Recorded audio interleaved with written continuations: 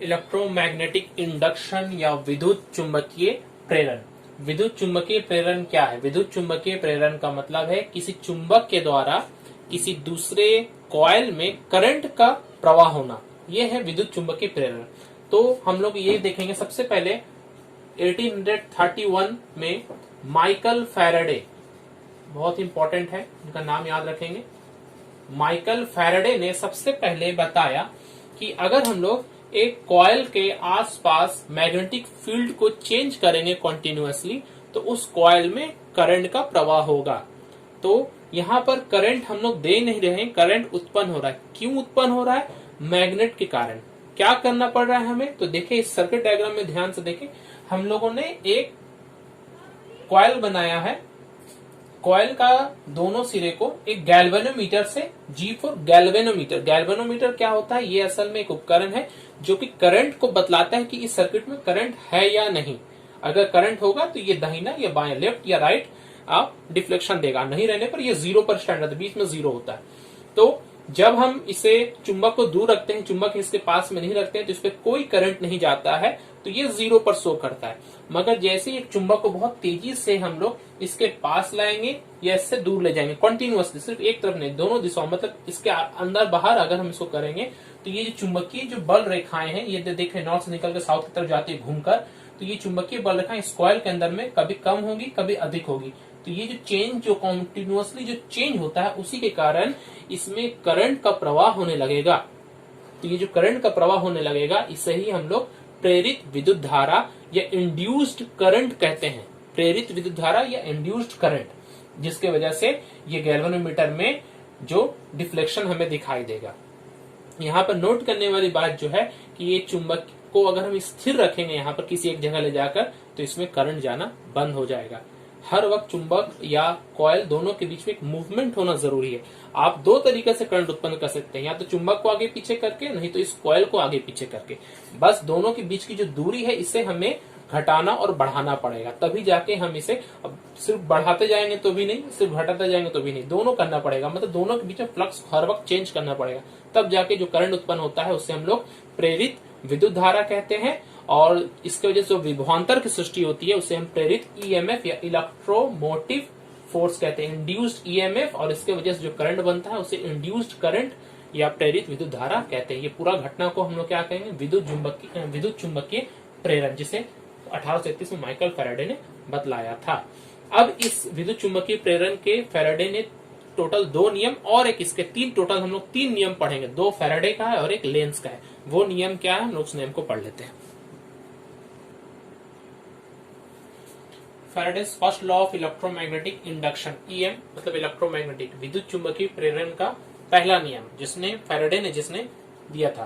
Faraday ने क्या कहा कि जब किसी बंद परिपथ में मैग्नेटिक फ्लक्स का मतलब क्या, अभी हम लोग पढ़ेंगे, मैग्नेटिक फ्लक्स परिवर्तित किया जाए, तो परिपथ में ईएमएफ की सृष्टि होती है। ईएमएफ का मतलब है इलेक्ट्रोमैग्नेटिक फोर्स, जो कि विभवांतर के जैसा ही होता है, हम लोगों ने पढ़ चुका है।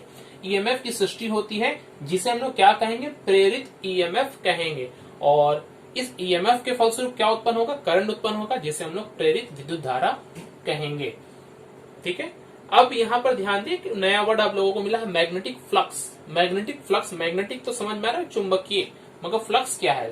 तो फ्लक्स की अगर हम लोग परिभाषा दें तो किसी इकाई क्षेत्रफल, मान लेते हैं ये चुंबक का एक सिरा है नॉर्थ और साउथ, यहां से नॉर्थ से निकल के साउथ की तरफ चुंबकीय बल जा रहा है, चुंबकीय बल रेखाएं जा रही है। तो इकाई क्षेत्रफल पर, मतलब अगर हम 1 मीटर स्क्वायर का क्षेत्रफल लेते हैं, 1 मीटर स्क्वायर क्षेत्रफल है, इस 1 मीटर स्क्वायर के क्षेत्रफल से कितनी संख्या में मैग्नेटिक लाइंस क्रॉस कर रही हैं हर 1 सेकंड में। तो किसी इकाई क्षेत्रफल पे प्रति सेकंड जो चुंबकीय बल रेखाएं क्रॉस करती है, उसे ही हम लोग मैग्नेटिक फ्लक्स कहते हैं। तो अगर हम इस चुंबक को आगे पीछे इस दूरी को करें, तो ये भी चौड़ा होगा या कम होगा, तो इस एरिया पर जाने वाला मैग्नेटिक फ्लक्स कम होगा और अधिक होगा। तो इसके परिवर्तन होने से, मैग्नेटिक फ्लक्स के परिवर्तन होने से, चाहे वो कम हो या अधिक हो वो मतलब नहीं है, बस परिवर्तन यहाँ इंपॉर्टेंट है। मैग्नेटिक फ्लक्स में परिवर्तन होने से ही उस सर्किट में, अगर यहाँ पर एक सर्किट हम लोग बनाते हैं, मान लेते हैं कि ये एक कॉइल है, यहाँ पर बीच में कहीं पर हम कॉइल रखे दोनों चुंबक के बीच में, तो इस कॉइल के में अगर 10 रेखाएं जा रही हैं और हम चुंबकों को दूर कर देंगे तो ये रेखाएं कम हो जाएगी। देखिए दूर कर देंगे तो ये और दूर चली जाएगी। तो इसमें से अगर 1 2 3 4 5 मान लीजिए, देखिए इसको समझने के लिए मान लेते हैं एक मैग्नेट नॉर्थ, सिर्फ नॉर्थ हिस्सा दिखा रहे, तो यहाँ से मैग्नेटिक लाइन्स निकल रही है। देखिए बहुत सारे मैग्नेटिक लाइन्स निकल रही, जब कॉइल इसके नजदीक में है तो बहुत सारा मैग्नेटिक लाइन्स इससे गुजर रहा है, मगर जब इस कॉइल को हम दूर कर देते हैं तो इसमें से कुछ ही लाइन्स इसमें से गुजर रही है, बाकी इसमें से दूर चली जा रही है। तो ये जो चेंज हो रहा है, अगर हम इसको यहाँ से यहाँ लेके जाए या यहाँ से यहाँ लेके जाए, दोनों ही स्थितियों में मैग्नेटिक फ्लक्स चेंज हो रहा है, संख्या चेंज हो रही है मैग्नेटिक लाइन्स की, जिसकी वजह से इस लूप में ईएमएफ की सृष्टि होगी और करंट उत्पन्न होगा। यही है पहला नियम। सेकंड लॉ देख लीजिए, second law of electromagnetic induction, इसे भी फैराडे ने ही दिया था। उन्होंने कहा था, पहला पॉइंट लॉ में तो हमने पढ़ा कि ईएमएफ क्यों उत्पन्न होता है, वो मैग्नेटिक फ्लक्स के परिवर्तन के कारण उत्पन्न होता है। अब ये जो ईएमएफ जो उत्पन्न हो रहा है, या इसकी हम तुलना करंट से कर सकते हैं, ईएमएफ जो उत्पन्न हो रहा है इसका मान किस पर निर्भर करता है, तो प्रेरित ईएमएफ का मान मैग्नेटिक फ्लक्स के परिवर्तन के दर के समानुपाती होता है। मतलब जितना तेजी से हम मैग्नेटिक फ्लक्स को परिवर्तन करेंगे, जितना तेजी से हम मैग्नेट को आगे पीछे करेंगे कॉइल के सामने, तो उतना ज्यादा ईएमएफ सृष्टि होगा। इसलिए अगर हम लोग ईएमएफ को ई बोलते हैं तो ई जो होता है समानुपात मैग्नेटिक फ्लक्स का परिवर्तन का दर, इसे हम लोग इस तरह से लिखते हैं डी फाई बी बटा डी टी। फाई बी बोलने का मतलब है मैग्नेटिक फ्लक्स का परिवर्तन समय के साथ, टी के साथ। तो समानुपात जब हटाते हैं तो हम लोग याद रखेंगे इसको equal to minus d phi b by d t. ये माइनस का मतलब इसलिए है कि ये जो डायरेक्शन जो है दोनों का अलग होता है। मैग्नेटिक फ्लक्स का डायरेक्शन जिस दिशा में हो रहा है, ईएमएफ ठीक उसको उल्टी दिशा में कार्य करता है। इसको हम लोग बाद में समझेंगे, मगर यहाँ पर ध्यान रखें कि E equal to minus d phi b by d t. सिर्फ ये वर्ड को ये भी याद रखेंगे तो आपका काम चल जाएगा कि प्रेरित ईएमएफ का मान मैग्नेटिक फ्लक्स के परिवर्तन के दर के समानुपाती होता है। अब ये जो ईएमएफ का मान हो रहा है इसकी दिशा क्या होगी, क्योंकि करंट जो हम लोग पढ़ने जा रहे हैं, करंट की दिशा के भी बारे में हमें जानना बहुत जरूरी है। तो ईएमएफ से जो करंट उत्पन्न होता है उसकी दिशा क्या होगी, तो उसके पढ़ने के लिए हम लोगों ने तीसरा नियम पढ़ना पड़ेगा इलेक्ट्रोमैग्नेटिक इंडक्शन का, जो कि फैराडे ने नहीं, जो कि लेंज ने दिया था। इसलिए लेंज का नियम पढ़ेंगे। Third law of electromagnetic induction असल में लेंज का नियम है। तीसरा नियम लेंज लॉ या third law of electromagnetic induction. ये नियम क्या कहता है कि किसी परिपथ में, ये अगर परिपथ है, किसी परिपथ में प्रेरित विद्युत धारा की दिशा उस परिपथ में मैग्नेटिक फ्लक्स के परिवर्तन के दिशा का विरोध करती है। इसका मतलब ये है कि जिस वजह से, जिस कारण से करंट उत्पन्न हुआ है, वह उसी वजह को या कारण को विरोध करना चाहेगी। मैग्नेटिक फ्लक्स के परिवर्तन की वजह से उत्पन्न हुआ था, वो उसी का विरोध करती है। क्यों, देख लेते हैं, समझते हैं इस चीज को।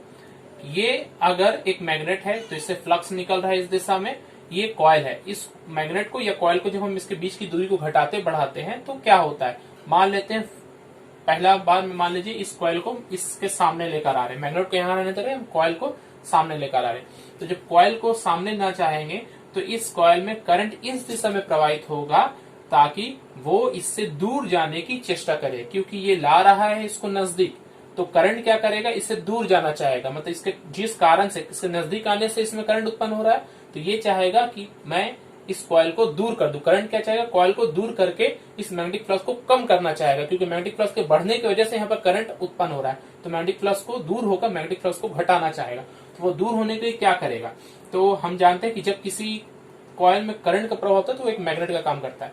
तो एक नॉर्थ पोल यहाँ पर है और ये भी अगर एक मैग्नेट की तरह कार्य करेगा, तो मैग्नेट का नॉर्थ पोल किसको दूर करता है, नॉर्थ पोल को दूर करता है। तो करंट ऐसा बनेगा कि यहाँ पर नॉर्थ बने और यहाँ पर साउथ बने, इस साइड में नॉर्थ बने और इस साइड में साउथ बने। तो इस साइड में नॉर्थ कब बनता है, जब करंट की डायरेक्शन एंटी क्लॉकवाइज होती है। हम लोगों ने क्लॉक फेज रूल पढ़ा है। क्लॉक फेज रूल में नॉर्थ कब बनता है, जब घड़ी की सुई की उल्टी दिशा में जब करंट जाती है। ये देखिए घड़ी की सुई की उल्टी दिशा है ऐसे, ये तो इसको हम लोग एन से डिनोट करते थे, इसको ध्यान देंगे। देखिए घड़ी की सुई का उल्टा दिशा, एरो क्या बता रहा है, ऐसे बता रहा है। तो यहाँ पर नॉर्थ पोल कब सृष्टि होगा, जब घड़ी की सुई की उल्टी दिशा में करंट का प्रभाव होगा। तो यहाँ पर करंट का दिशा क्या होगा, इस दिशा में होगा। अब अगर इस कॉइल को हम दूर लेके जाएं, यहां पर है मान लीजिए, अब इसको दूर लेके जा रहे हैं, तो दूर लेके जाएंगे तो करंट ऐसा उत्पन्न होगा जो इस कॉइल को नजदीक लाना चाहेगा, क्योंकि दूर जाने की वजह से अगर इसमें करंट उत्पन्न होता है तो करंट क्या करेगा, इसको नजदीक लाना चाहेगा, अपने कारण का विरोध करेगा। जिस कारण से इसमें करंट उत्पन्न हो रहा है उसका विपरीत काम करेगा। दूर जाने से करंट उत्पन्न हो रहा है तो इसको ये नजदीक लाना चाहेगा। तो नजदीक कब होता है, जब नॉर्थ साउथ को अट्रैक्ट करता है, इससे नजदीक हो जाएगा। तो इधर अब साउथ बनेगा, इधर नॉर्थ बनेगा। साउथ कब बनता है, जब घड़ी की सुई की दिशा में करंट का प्रभाव, तो इस समय करंट क्या हो जाएगा, इधर हो जाएगा।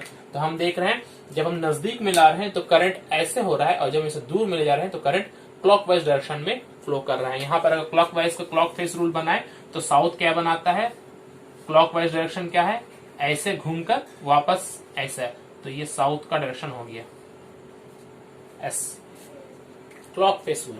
इस चीज को समझिए। लेंस ने क्या कहा, लेंस ने कहा कि करंट ऐसी दिशा में उत्पन्न होगा जो उसके कारण को विरोध करे, जिस कारण से करंट उत्पन्न हुआ वो उसका विरोध करता है।